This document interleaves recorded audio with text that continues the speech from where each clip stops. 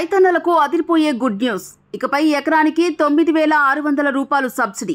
రాష్ట్రంలో కూరగాయల కొరతను తగ్గిస్తూ స్థానిక అవసరాలను తీర్చేందుకు ప్రభుత్వం పెద్ద ఎత్తున చర్యలు ప్రారంభించింది. ఇందులో భాగంగా 2025-26 ఆర్థిక సంవత్సరానికి కొత్తగా 10,000 ఎకరాల్లో కూరగాయల సాగును ప్రోత్సహించే నిర్ణయం తీసుకుంది. రైతులపై భారం తగ్గించేందుకు ఎకరాకు 9,600 రూపాయల సబ్సిడీని నేరుగా రైతుల బ్యాంకు ఖాతాల్లో జమ చేయనున్నారు.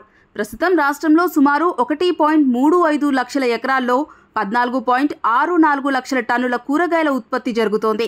అయితే రాష్ట్ర అవసరాలు దాదాపు 26 లక్షల టన్నులు ఉన్న నేపథ్యంలో మరిన్ని 12.68 లక్షల టన్నుల ఉత్పత్తి అవసరం ఉన్నట్టు వ్యవసాయ విశ్వవిద్యాలయ సర్వే వెల్లడించింది.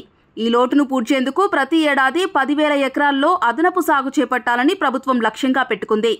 ఉద్యావన శాఖ అంచనా ప్రకారం ఎకరాకి విత్తనాలు, నారు, ఎరువులు, పురుగుల మందులు, పోషక యాజమాన్యం వంటి ఖర్చులు కలిపి 24,000 వరకు ఖర్చవుతుంది.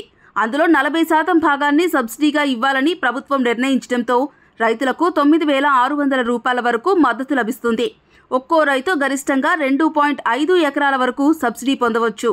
టమాటా, వంకాయ, బెండకాయ, క్యాబేజీ, కాలీఫ్లవర్, మిర్చి, బీర, క్యాప్సికం, చిక్కుడు, కాకర, దొండ, సొరకాయ వంటి పంటలు వేస్తే రైతులు స్థానిక ఉద్యావన శాఖ అధికారుల వద్ద దరఖాస్తు చేసుకోవాలి.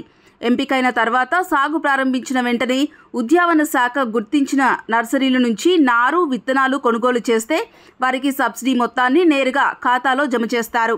రాష్ట్రంలో కూరగాయల ఉత్పత్తి పెంచి మార్కెట్లలో ధరలను స్థిరంగా ఉంచేందుకు ఈ ప్రోత్సాహక పథకం కీలకమవుతుందని వ్యవసాయ శాఖ అంచనా వేస్తోంది.